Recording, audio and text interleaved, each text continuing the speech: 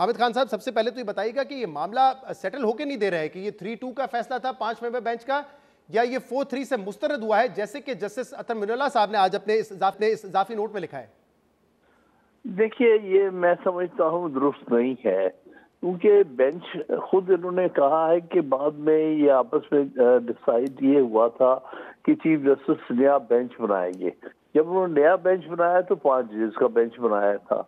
اور ان 5 ججز نے سارا کیس سنا، اور کیس سننے کے بعد فیصلہ کیا۔ جب 5 جج تھے تو پھر فیصلہ 3-2 تو ہو سکتا ہے، 4-3 نہیں ہو سکتا۔ وہ تو اگر 7 ججز کا بینچ فائنلی سنتا اور فیصلہ کرتا تو اس میں یہ ریشیو 4-3 کی ہو سکتی تھی۔ لہٰذا مجھے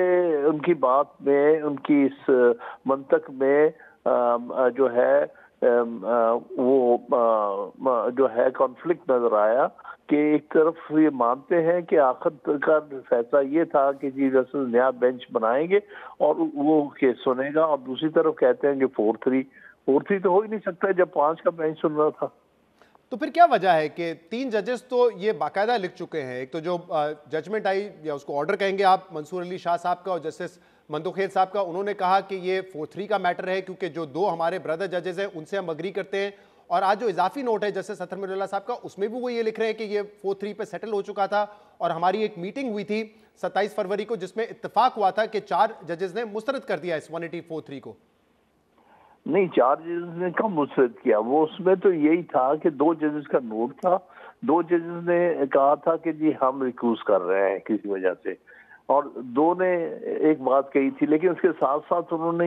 وہ بینچ کا حصہ نہیں رہے تھے۔ ایک جج نے خاص طور پر یحییٰ آفریدی نے تو یہ بھی لکھا ہے کہ میرا پہلے سے یہ ویو ہے تو مجھے نہیں بیٹھنا چاہیے، میں چیف جسٹس کی مرضی پہ چھوڑتا ہوں کہ مجھے اگلے بینچ میں بٹھاتے ہیں کہ نہیں۔ لہٰذا یہ بات آخرکار اسی پر ختم ہوئی تھی 27 تاریخ کو کہ بھئی یہ چیف جسٹس اپنی صوابدید سے اب آپ بینچ بنائے اور وہ فیصلہ کریں کہ آیا سو موٹو ایکسرسائز ہو سکتا ہے اختیار، اور اگر ہو سکتا ہے پھر کیا فیصلہ ہونا چاہیے۔ تو میرے نزدیک یہ جو نوٹ ہے، اختلافی نوٹ،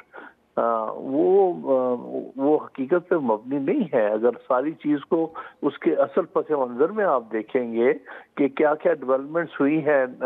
9 رکنی بینچ کی، اس کے حوالے سے تو بالآخر 9 رکنی بینچ ٹوٹ گیا تھا، اور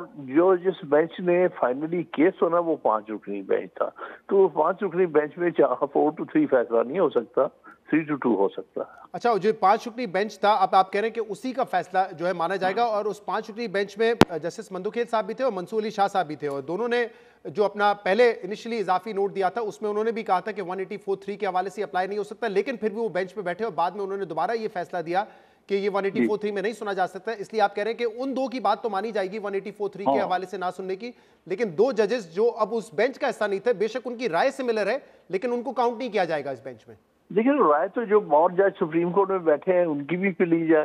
وہ تو بات ختم نہیں ہوتی۔ جو بینچ بنایا جاتا ہے وہ 5 کا ہے، 7 کا ہے، 3 کا ہے، وہی فیصلہ کرتا ہے، اور اسی کی کاؤنٹ ہوگی، اسی میں میجورٹی اور مائنورٹی کاؤنٹ ہوتی ہے۔ لیکن جو یہ ایک اعتراض آ رہا ہے، جسٹس اطہر من اللہ نے کہا کہ میں نے تو یہ کہا ہی نہیں تھا اپنے کسی نوٹ میں کہ مجھے آپ بینچ سے ہٹا دیں۔ جسٹس یحییٰ آفریدی کا آپ نے رائٹ لیا کہ انہوں نے یہ چیف جسٹس کی صوابدید پہ چھوڑ دیا تھا، انہوں نے کہا میں تو اپنی رائے دے چکا ہوں تو پریجوڈس ہو جائے گا معاملہ، لیکن اطہر من اللہ صاحب کہہ رہے ہیں میں نے تو ایسی کوئی بات ہی نہیں کی تھی، تو مجھے کیوں پھر بیسکلی ہٹا دیا گیا بینچ سے؟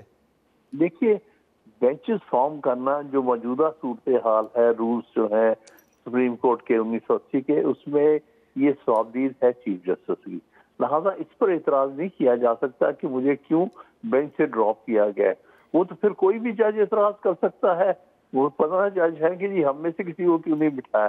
تو یہ بات تو یہ تو بحث کہیں ختم ہی نہیں ہوگی، کیونکہ صوابدید چیف جسٹس کی تھی، چیف جسٹس نے اپنی صوابدید استعمال کرتے ہوئے 5 جج کا بینچ بنایا، اور انہی کے ہی آپ جو ہے میجورٹی اور مائنورٹی کاؤنٹ کرتے۔ تو آپ کو کیا لگتا ہے کہ لیگلی یہ کرسٹل کلیئر ہے کہ یہ معاملہ 3-2 کا ہے، یا اس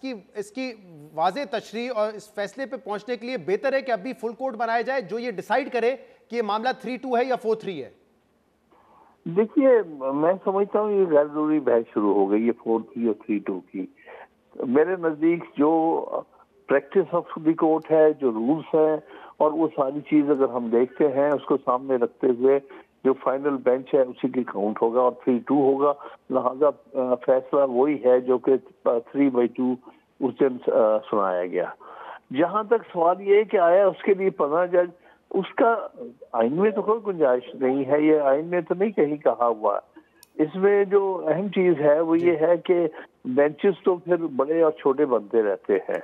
تو اس چیز کو کوئی جج اس پر اعتراض نہیں کر سکتا کہ مجھے فلاں بینچ میں کیوں نہیں بٹھایا۔ یہ ٹھیک ہے، کچھ چیزیں ہوتی ہیں جو اصولی طور پر اہم ہوتی ہیں، مثال کے طور پر چیف جسٹس کو اہم کیسز میں سینئر سینئر جج کو بٹھانا چاہیے جو سب سے سینئر جج ہے۔ یہ ایک معاملہ جنرلی سمجھا گیا ہے کہ ایک اچھی چیز ہے، اچھی روش ہے جو ہونی چاہیے۔